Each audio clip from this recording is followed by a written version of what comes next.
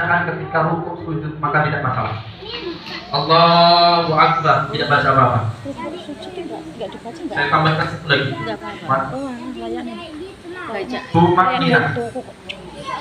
Iya, itu ya, mungkin yang diambil itu ya. Gerakannya aja. Bukan Tumakninah itu artinya pelan, rasakan iya. ketenangan. Tidak cepat-cepat, tidak terburu-buru. Ibu-ibu coba kita buka. Waktu dalam satu hari itu 24 jam. Kita beraktivitas, kita pakai tidur, makan, ya.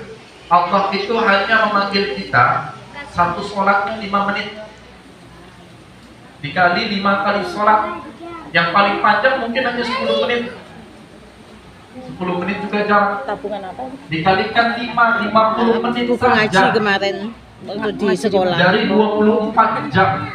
Diambil mungkin ambil 1 jam saja. 23 jam lagi kita pakai untuk apapun silakan. Maka di sana kita harus fokus untuk menunaikan sholat. Saya biasanya memberikan tabrakan. Siapa yang rugi? Diri sendiri, orang lain. Sama seperti sholat, kalau tidak fokus nanti takutnya kecelakaan di akhirat. Naudzubillah. Kalau sudah kecelakaan di akhirat tidak ada yang bantu. Kalau di dunia kita kecelakaan, ini ada yang bantu. Tapi kalau di akhirat ada yang kita kecelakaan karena sholat tadi, kita tidak sempurnakan cepat-cepat, tidak memenuhi rukunnya, maka takutnya kecelakaan, tidak ada yang membantu nanti. Makanya daripada itu, dari sekarang kita harus benar-benar membenahi sholat. Nah, ini rukun-rukunnya bisa dilihat dan juga bisa dipahami. Dan saya ingin tekankan lagi, kalau memang sampai Fatihah saja, belajar Al-Fatihah benar, makhrajnya yang benar. Karena bahasa Arab itu beda huruf, beda makhraj dan beda arti. Alhamdulillahi Rabbil Alamin, pakai ain. Segala puji bagi Allah Tuhan semesta alam. Ketika ada orang yang baca Alhamdulillahi Rabbil Alamin pakai hamzah, maka artinya berbeda. Segala puji bagi Tuhan yang sakit-sakitan.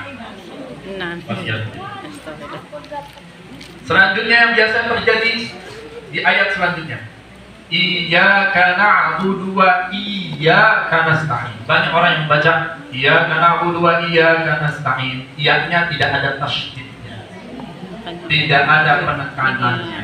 Apakah maknanya sama? Berbeda.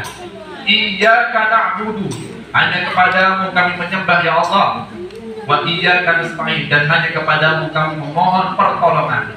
Tapi kalau tidak tasydid bagaimana? Iyyaka na'budu wa iyyaka nasta'in, maka artinya berbeda. Artinya apa? Kepada matahari kami menyembah dan kepada matahari kami memohon bantuan. Sama seperti orang-orang yang di Jepang. Gimana? Iya, menyembah matahari. Harusnya ditekan tasdid. Iya. Maka daripada itu ibu-ibu enggak cuma sekedar mungkin musola, Baitul Hikmah, kalau enggak cari teman-teman yang sudah bisa ngaji, jangan gengsi. Karena itu yang menjadi fondasi kita untuk beribadah. Belum bisa baca Al-Fatihah benar, maka minta tolong teman ataupun yang ustazah dari berarti alhamdulillah ada tasnya. Alhamdulillah, semoga beristiqomah untuk terus belajar. Amin. Baik ibu-ibu yang dimuliakan Allah, ini adalah fikih sholat, di mana semoga bermanfaat tentang tadi, yaitu tentang rukun-rukunnya. Ini saja yang harus kita perhatikan. Selain ini maka sunnah. Selain ini maka sunnah. Tapi lebih baik dikerjakan. Yang artinya kalau ini hilang, maka ia tetap tidak sah. Maka kita harus, kalau pernah melakukan misalkan tidak baca Al-Fatihah, sekarang banyak taubat, istighfar. Mohon maaf apabila terjadi kesalahan dalam pembicaraan ataupun yang lainnya. Assalamualaikum warahmatullahi wabarakatuh. Waalaikumsalam warahmatullahi wabarakatuh. Baiklah ibu-ibu yang dirahmati Allah, alhamdulillah telah kita dengarkan tausiah dari Pak Ustadz. Lanjut acara berikutnya yaitu sesi tanya jawab. Yang ibu-ibu monggo silakan.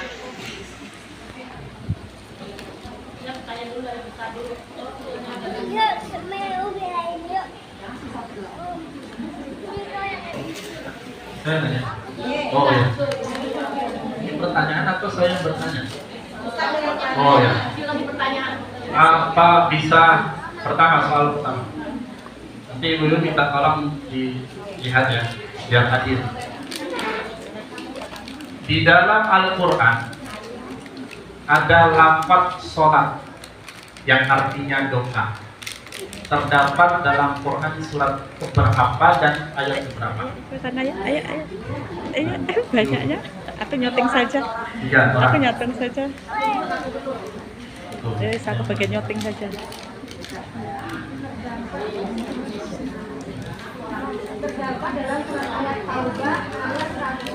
103, alhamdulillah satu orang sudah.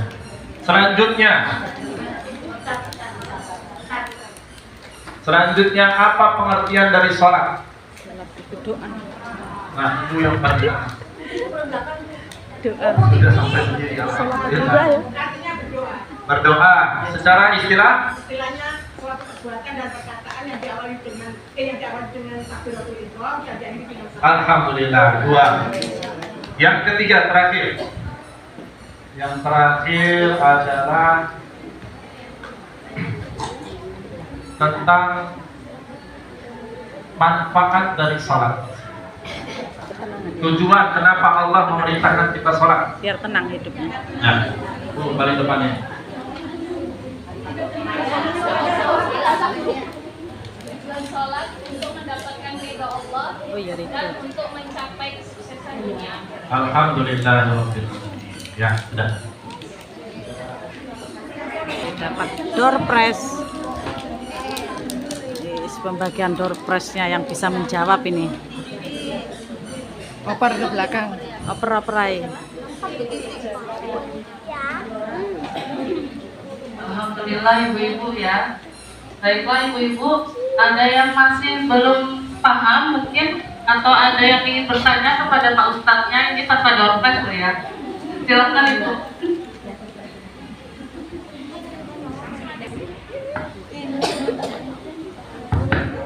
Bismillahirrahmanirrahim. Assalamualaikum warahmatullahi wabarakatuh. Waalaikumsalam warahmatullahi wabarakatuh.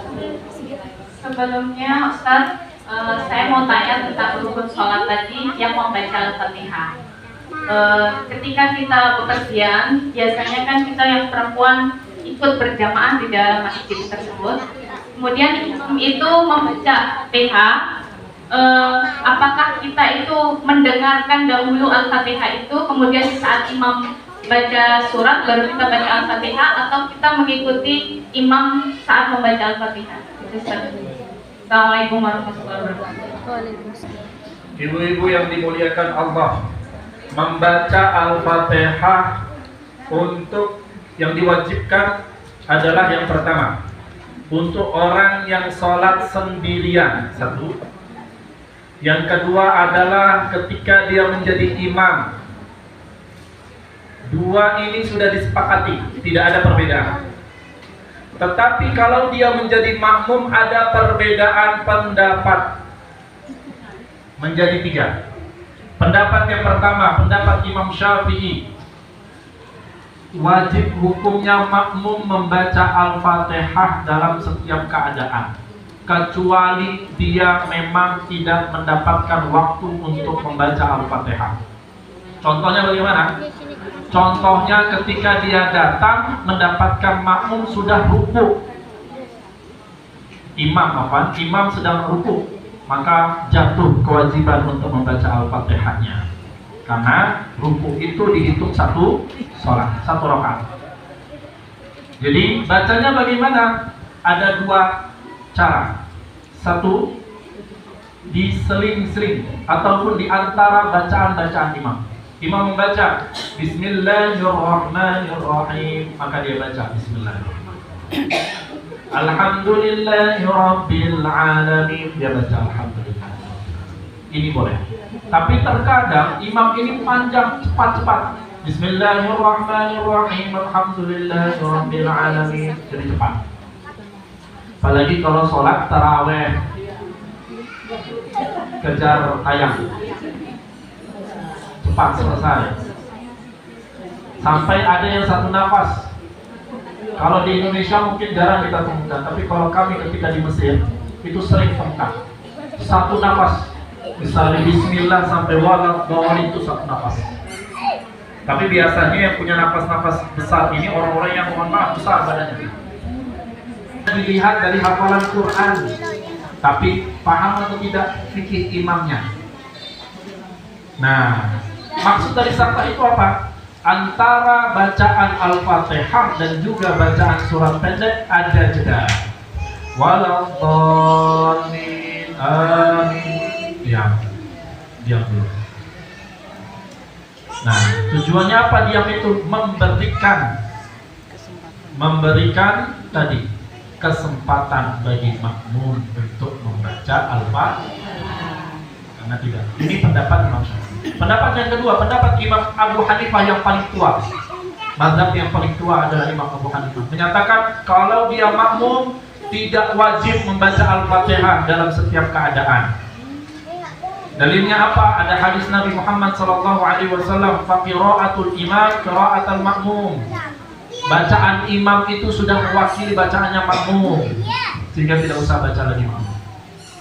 Baru pendapat yang terakhir, dua mazhab, Imam Ahmad bin Hanbal dan juga Imam Malik bin Anas menyampaikan bahwa kalau imamnya masih baca, kita disuruh diam. Kondisi-kondisi kita tidak mendengarkan bacaan imam, maka disunnahkan baca. Sholat-sholat yang sifatnya jahriyah, sholat maghrib, sholat isya, sholat subuh, 2 rakaat di awal sholat maghrib, 2 rakaat di awal sholat isya, maka di sana lebih baik tidak membaca. Tapi kalau imamnya diam, maka disunahkan untuk membaca. Dalilnya apa? Menggabungkan tadi yang mewajibkan dan yang tidak mewajibkan. Pendapat Imam Syafi'i dan Imam Abu Hanifah. Turun satu ayat dalam Quran surat ke-7 Al-A'raf di ayat ke-204, Allah berfirman, wa idza quri'al qur'anu fastami'u lahu wa ansitu la'allakum turhamun. Apabila dibacakan Quran maka diam dan dengarkan. Ayat ini turun ketika sholat. Maka para sahabat ketika imam itu baca disuruh untuk diam dan dengarkan, sehingga tidak berbicara sendiri. Maka Imam Ahmad dan Imam Malik menyampaikan, kalau imamnya diam, sholat-sholat yang sir, zuhur, asar, 2 rakaat akhir, sholat maghrib, 2 rakaat akhir, sholat isya, maka disunnahkan baca. Tapi kalau imamnya baca, maka kalau ada waktu dan kesempatan boleh baca, tapi kalau lebih baik tidak. Saya akan beri kesempatan untuk satu orang lagi. Silakan.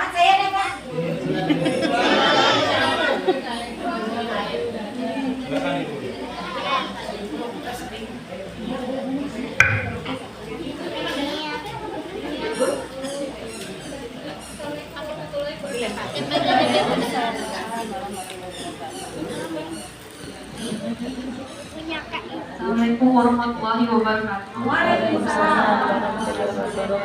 Izin Ustaz mau bertanya tentang mungkin sedikit sensitif.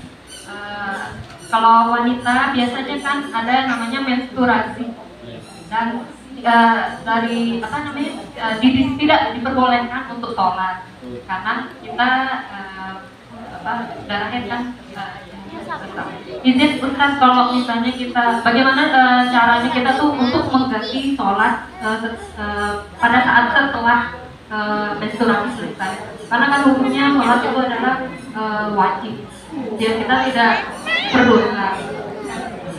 Ibu-ibu yang dimuliakan Allah, wanita ini makhluk yang mulia dan dimuliakan dalam Islam, sehingga ada waktu yang dimana tidak diperbolehkan sholat ataupun berpuasa. Masa haid ini jaraknya, ini saya belajar, mohon maaf ya, karena ini masalah fikih memang harus dipelajari. Saya belajar darah haid ini sampai 2 tahun. Perbedaan antara darah haid, darah istihadah, dan darah nifas. Ini tidak boleh kita didik karena ini masalah syariat. Kalau kita tidak peduli terhadap ini, takutnya yang seharusnya kita harus sudah sholat, kita tidak sholat. Yang seharusnya kita harus sudah sholat, tapi kita tidak sholat, maka dosa. Ataupun yang seharusnya kita belum waktunya sholat, tapi kita sholat, maka ada darah haid. Darah haid maksimalnya adalah 15 hari. Paling minimal 1 hari 1 malam. Paling maksimal 15 hari. Lebih daripada 15 hari maka dihukumi istihadah, sakit. Kalau sakit itu bagaimana? Tetap sholat, tetap puasa, tapi setiap sholat berwudu dulu, perbaharui wudu. Ini yang sakit, istihadah. Nifas setelah melahirkan paling lama 40 hari. Lebih daripada 40 hari maka dihukumi seperti orang sakit. Maka ketika sudah masuk hari ke-41 tetap sholat, tetap puasa, tapi setiap sholatnya berwudu. Walaupun keluar, mohon maaf, keluar darah terus, tetap sholat. Nah, ini mustahab. Baik, tadi disampaikan, apabila dia masuknya bersucinya di waktu, ini ada 2 pembahasan.